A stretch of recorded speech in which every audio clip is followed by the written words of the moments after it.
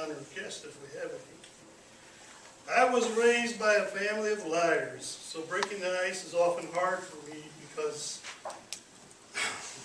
still to this day I'm always wondering who I really am. As I didn't truly know until I was about 16, but I can tell you what I have become. Today I'm a divorced father of 3, 2 boys and 1 curly-headed girl. I'm a grandfather of 2, 1 boy and 1 curly-headed girl. I'm single, but I was married for 10 and a half years. I married at the age of 26. The girl I married was just 20. I'm an American veteran of the U.S. Navy, honorably discharged August 23rd, 1985, with an RE-4. That's another story. August 25th, 1990, I was married to the girl I thought I was going to spend the rest of my life with. Another twist of fate. This is why I'm still single, I would guess, because I believe she is the one. I say is because I'm quite stubborn and hard-headed, but so is she. I'm on disability. I have been since 2001, but disabled from December of 1997.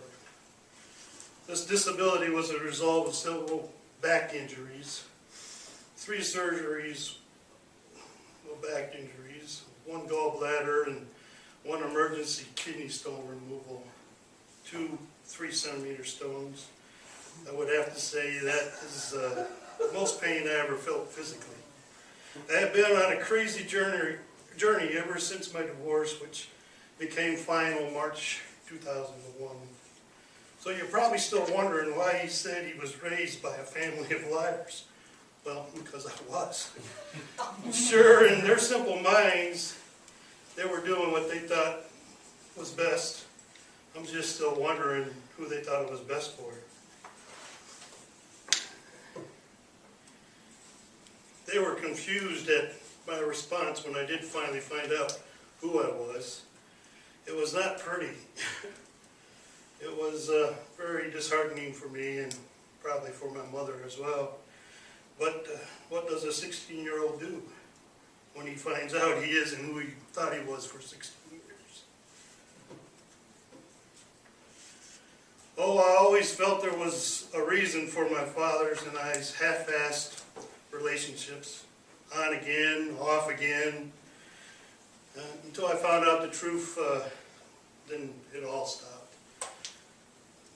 But always in my mind I knew I didn't fit in his picture, and I knew he didn't fit in my picture. Now, speaking of that family picture we all kind of develop in our minds, I was sure every kid felt the same way I did, intense hatred for their father. But I never saw it from the other guys on the block.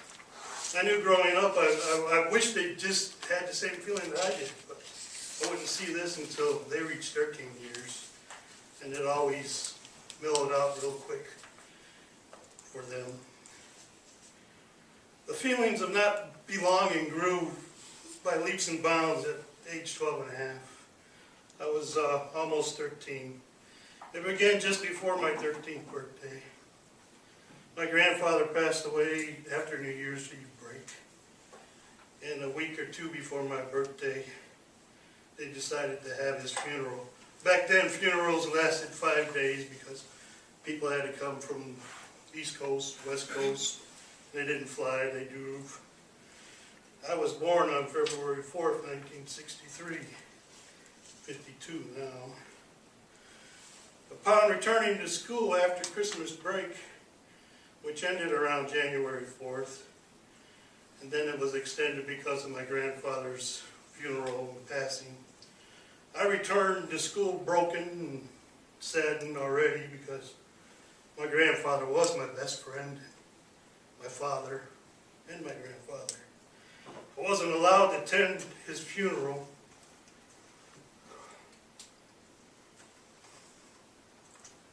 because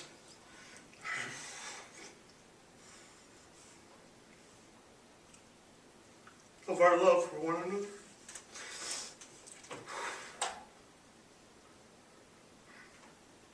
it was considered too disheartening to the older folks who came all that way, so Grandma said I would have to stay home. And again, I wondered who it was for, them or me. Well, on return to class, we had a sub, and she wasn't up with the program. Not just my family, but the school, the neighborhood, and even the church. It was like being handled by the CIA. It went down something like this. The sub called the roll call, and roll call was called back then, way back then.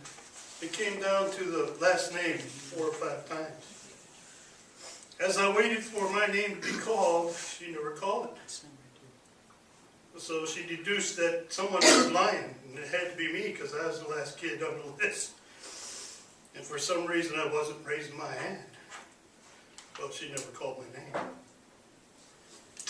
As I said, I was hard-headed as a child. I was already fed up with all the adults because of the funeral and not being able to go to the showing or even the funeral. She repeated my name and I stood up and said, "Look, lady, you're nuts." And I proceeded out to the classroom door, out the hallway, out the school. By this time, 3 people were chasing me, but they never caught up. So if you can take anything away from my first speech, please take this away. We are all just one small adjustment away from a total life makeover, either for the better or the worse. True, the choice will always be ours. But without all the facts or the truth, those choices are often wrong or poorly made. Remember that the truth may hurt, but it will only hurt for a little while. At least that's how the song goes. That's what they tell me. That's what they say. Thank you.